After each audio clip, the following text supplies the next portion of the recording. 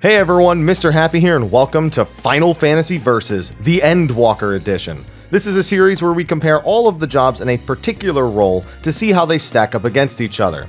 I usually rank them as well, but bear in mind you can do any content on any job, so if you enjoy one on the list, even one that's not ranked highly, don't let it persuade you away from playing them. You'll be fine.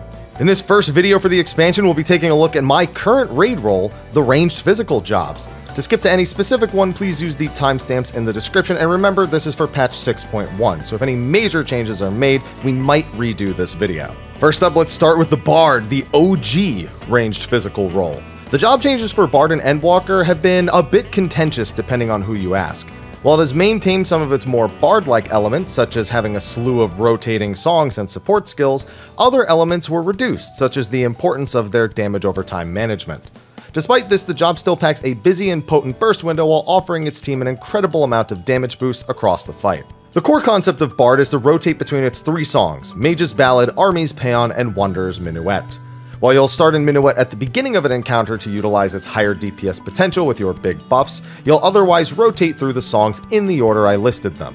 This allows you to utilize Paean's speed buff it builds up when entering Minuet later in the fight, further enhancing your big burst windows every 2 minutes. All of these songs also provide team buffs, so keeping one up at all times makes you a permanent buff machine.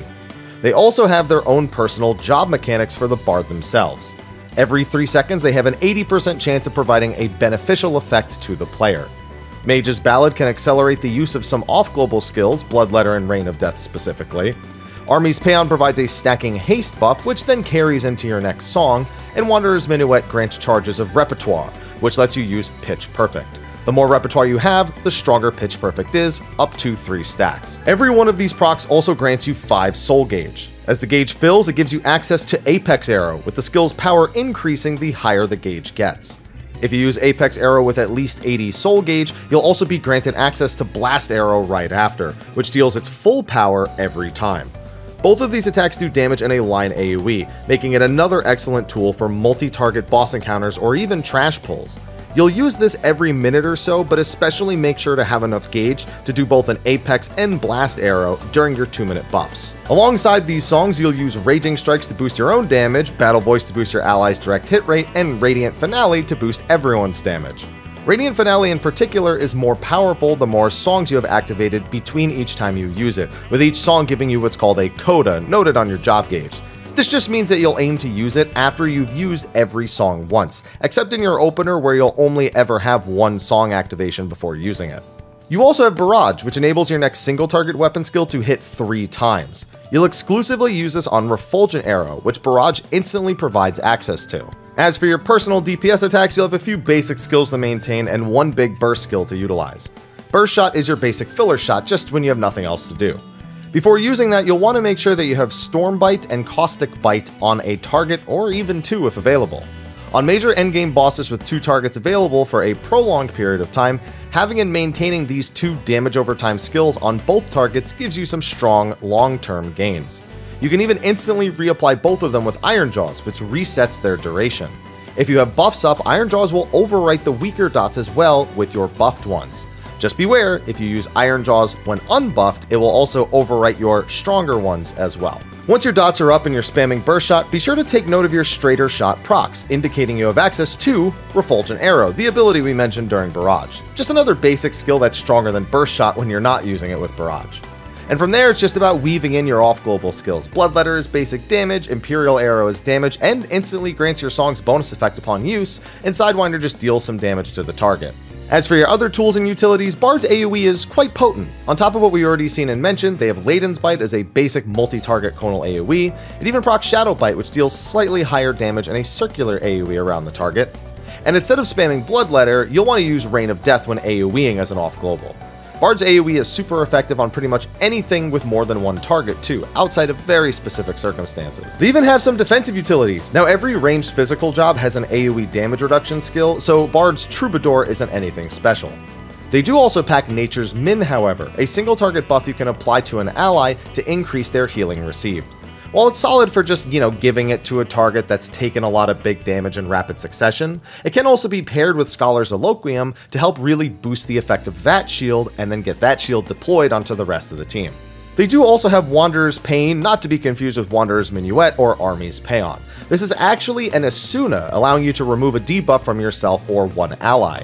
If nobody has a debuff on them that can be Asuna'd, it will actually instead place a shield around them, and if they are to receive a debuff sometime in the next few seconds, then it will actually block it instead. This very rarely sees use outside of very specific cases, but when it is usable, it is very unique to the job. So the pros for Bard. As a ranged physical, it's already quite mobile, and that's helped a little bit more by its repelling shot ability, which lets them backstep a little bit upon use. It doesn't deal any damage, and most of the time it's not even needed, but it does look cool. It has a lot of power in its 2-minute burst windows as well, and the amount of damage it enables by buffing the team is insanely high. It also has an incredibly static song rotation with very little RNG to its major tools. Yes, you'll have to deal with RNG for your actual song procs, but with the rate being so high, it actually makes it pretty consistent. Not to mention that you don't need a target available once your songs are already played, but your songs do require a target to be initially used, which can kind of work into the cons column as well. And then they have a bit of utility with Nature's Min. Don't underestimate it, just try to remember to use it. Now as for the cons, a lot of these are pretty clear cut for Bard as well. A lot of its power rests on buffing teammates, so its personal DPS contributions aren't that great. And its static rotation, while nice in 100% uptime fights, can be awkward to work around in fights with long downtime windows, or if your team wants to adjust when buff windows will occur.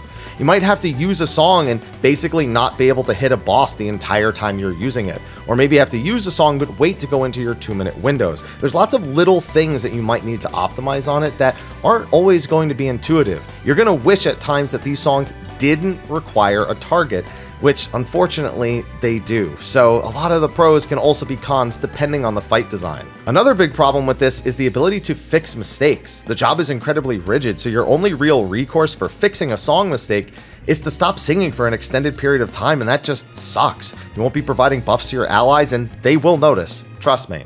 If you don't mind the occasional awkward song rotation in some fights though, Bard is definitely a powerhouse pick amongst the ranged physical role. Next up we have Machinist. This job was reworked in Shadowbringers to give it a bit more of an Edgar from Final Fantasy VI flair, and I've loved it. Different tools, big satisfying hits, and some quick gunplay give it a special aesthetic, which is not really captured by most other jobs. Not to mention, you get a robot friend. All of this makes for a visually pleasing, gunslinging job to enjoy. The job's flow is pretty standard. The job's basic skills generate heat. Heat is then used to activate Hypercharge, which buffs the potency of your skills. It also grants you access to Heat Blast for a short time, which is a super fast global cooldown recast speed of 1.5 seconds. You sling out 5 of these while weaving an OGCD skill between each, and you do it all over again. These off-global skills, Ricochet and Gauss Round, also recharge every time Heat Blast is used, so the number of shots you fire out in these short windows is very high, giving it a high APM. You also have a battery gauge, which is only increased by the final skill in your basic combo, as well as a couple of your Edgar-like tools. When the battery gauge is at least 50, you can summon your Automaton Queen, who will automatically attack an opponent you're in combat with. At the end of its duration, or earlier if you wish to manually deactivate it, it will do 2 big finishers for big damage. You'll want to use your Queen roughly every minute, but it's very important that you have a Queen saved up for your 2-minute buff windows. Machinist doesn't have any personal buffs other than stat tinctures, so it's very important to utilize your party's buffs to your benefit, especially with the Queen. On top of these 2 gameplay elements, the job has 3 major tools for you to manage in most fights. Drill is big damage on a single target, Air Anchor is big damage on a single target, plus 20 battery gauge, and Chainsaw is big damage on multiple targets in a line AoE, plus 20 battery gauge. They all have the same potency, but different cooldowns. Drill is 20 seconds, Air Anchor is 40, and Chainsaw is 60. Rule of thumb, before even worrying about optimizing them, if they're available, press them. You want them off cooldown as often as possible without overcapping on battery from Chainsaw and Air Anchor. Last but not least, they have Wildfire. This 2-minute skill allows you to attach a bomb to one opponent. Every weapon skill you land on that target in the next 10 seconds will boost the power of the bomb before it explodes on them for a large burst of damage. You'll always be pairing this with Hypercharge, so you can land up to 6 weapon skills during the duration for a whopping 1320 potency. As for their AoE skills, they're as straightforward as the single target ones. Scattergun is a conal AoE damage skill. Bioblast is an AoE tool that puts a dot on all opponents hit. It does share a cooldown with Drill, so Drill single target, Bioblast AoE, pretty much how it works most of the time. And Flamethrower is a channeled AoE DPS tool suited for large packs of opponents. Auto Crossbow is an AoE Heat Blast equivalent during your Hypercharge window, though unfortunately it doesn't reset the cooldowns on Gauss Round and Ricochet. Still a damn shame. Now, while Machinist doesn't have any direct damage buffs for itself or its team, it does have some enhancements to its own skills. Reassemble forces the next weapon skill to automatically critical and direct hit. This will always be used on Drill, Air Anchor, or Chainsaw, depending on the situation and what is available at the time. It even has 2 charges, so you can use 2 of them during every burst window, or use one early if you think it would be more beneficial to burst the target real quick. Barrel Stabilizer instantly grants 50 heat, great for burst windows for forcing a hypercharge during team buffs, or even granting an extra one altogether. And like all ranged physical jobs, it has an AoE damage reduction for the team in the form of Tactician. So for pros, the job has a lot of very strong burst tools. With no raid buffs also, you pretty much get to focus entirely on your rotation the entire time. That rotation is also incredibly forgiving. Even if you're not being optimal about it, even just ensuring to press every button as it becomes available will often yield decent enough results. You won't be a godlike player doing this, but you can at least perform at a semi-reasonable level.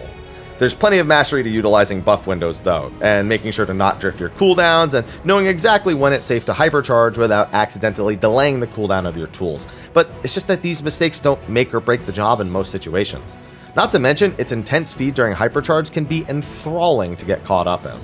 On the flip side, Machinist has some serious cons. That speed I mentioned from hypercharge may be cool in concept, but players without decent connections or ping will find it more hassle than fun.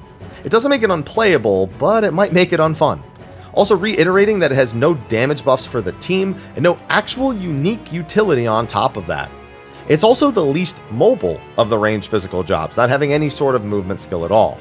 Finally, despite it having the highest personal DPS of the ranged physical role, it can often fall below them, especially in fights with AoE, where Machinist shines a lot less than the other ranged physical jobs. Despite these flaws, it does not stop the job from performing in endgame content. You might see less Machinists, but the Machinists you see are probably pretty good. So if it's the job for you, keep enjoying it. I know I do on occasion. Finally, we come to Dancer, Shadowbringer's addition to the ranged physical role. When this job was introduced, it was noted for its layered RNG, hypermobility, and party utilities. However, the job was deemed incredibly feast or famine. You needed teammates who could utilize your buffs potently, and even then, your personal DPS was just such a seesaw that relying on the law of averages was not much in the cards for them, especially in progression rating. Despite this, it maintained its popularity throughout all of Shadowbringers. Now with Endwalker, how have the changes allowed it to stack up against its fellow ranged DPS? Well, first of all, most of the job's feast or famine elements are entirely gone. It's way more consistent in Endwalker. You see, the job has this flow to it. It starts with 2 basic combos, 1 single target, 1 AoE. These basic weapon skills can trigger stronger versions of those skills for you to use freely for about 30 seconds. These stronger versions can then trigger a 4-fold feather, which can then be used on one of 2 different off-global skills, Fan Dance or Fan Dance 2.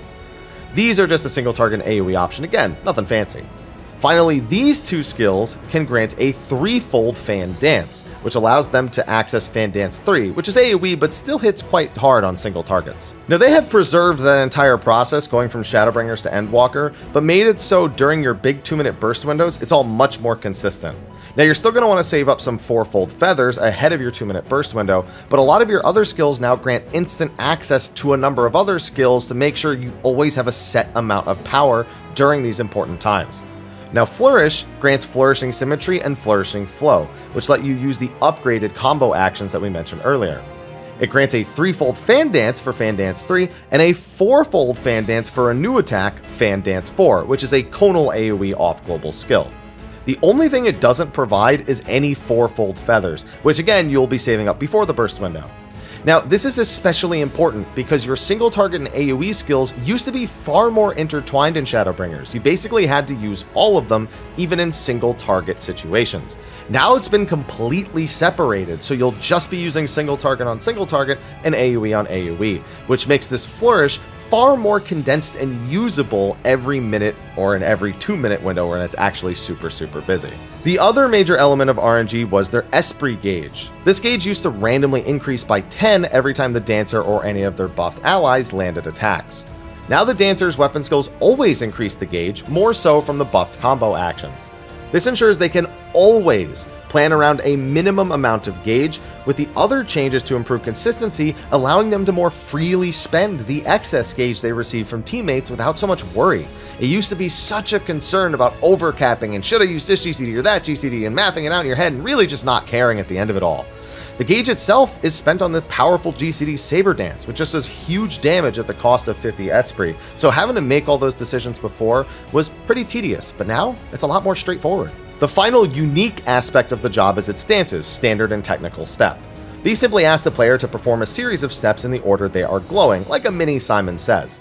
The result is a big AoE hit, bigger for technical step mind you, and buffs for your teammates. These have always been strong skills, but in the current landscape, technical step's complete freedom of use makes Dancer much more able to adjust the rotation for awkwardly timed fights, giving them a degree of comfort missing on a lot of jobs not just from this role, but in the entire game. Now on top of all of that, the utility the job brings is very, very noticeable.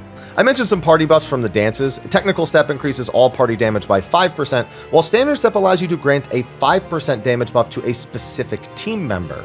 Any player buffed by these skills also provide Esprit to the Dancer on occasion as well.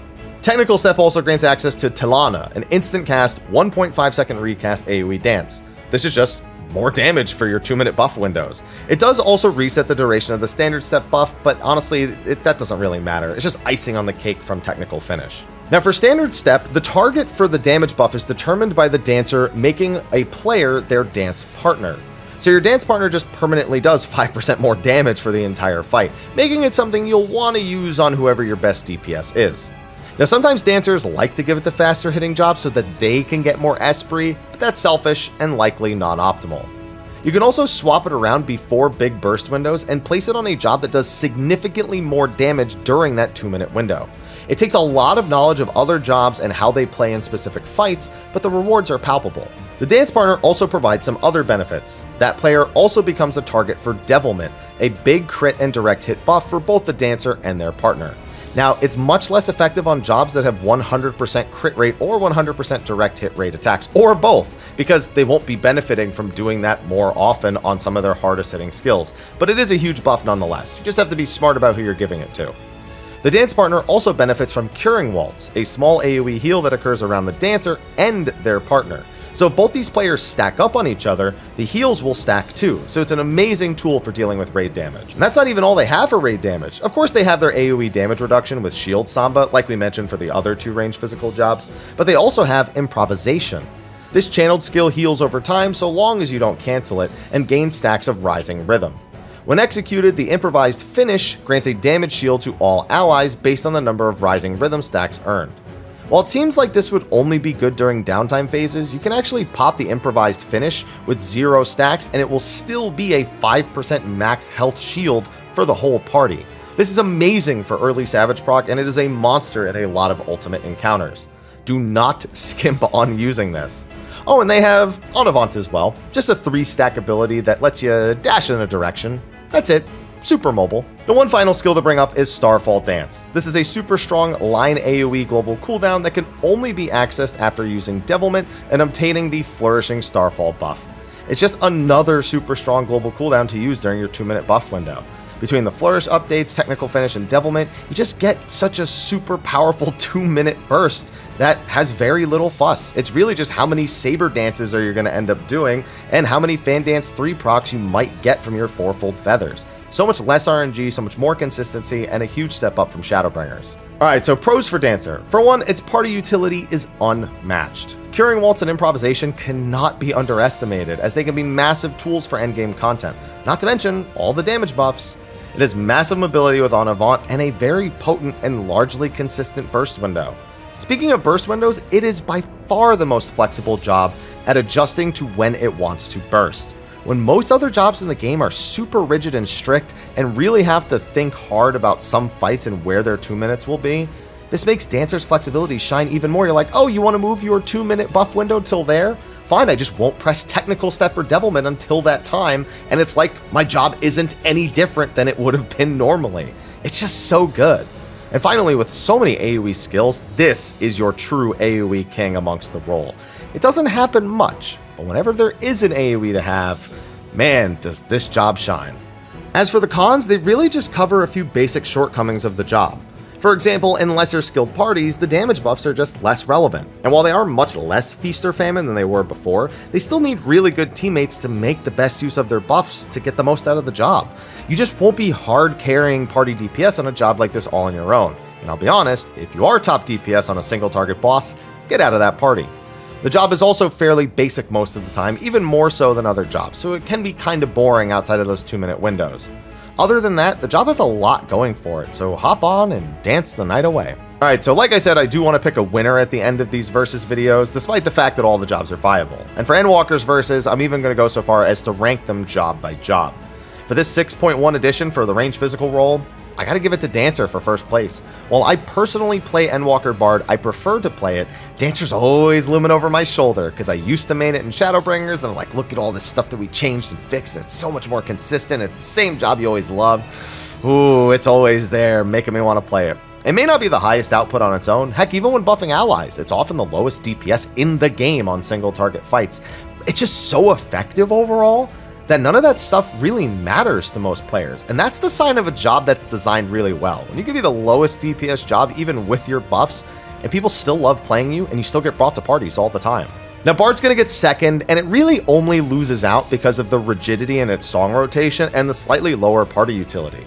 It's otherwise got a better personal DPS repertoire that relies a little bit less on RNG, and even the few RNG elements it has aren't really that big of an impact on the job overall, especially since they changed it from Shadowbringers to Endwalker regarding dots and their song interactions, as in they don't have any anymore. Now Machinist on the other hand gets last place, lacking mobility, utility, and just being unfriendly to higher ping players. I actually do love playing Machinist, and I played with some great Machinists as well, but objectively it has its issues, and until some of those are resolved, I just have to give it the last place ranking on this video. And with that, that's going to be a wrap to this episode of Versus. Thank you for your patience in waiting for this. We may do multiple of these per role if significant changes are made, so I'll be keeping an eye on the range physical role as well as all the other ones. With that, thank you for watching, and I'll see all of you in the next one. Until then, take care.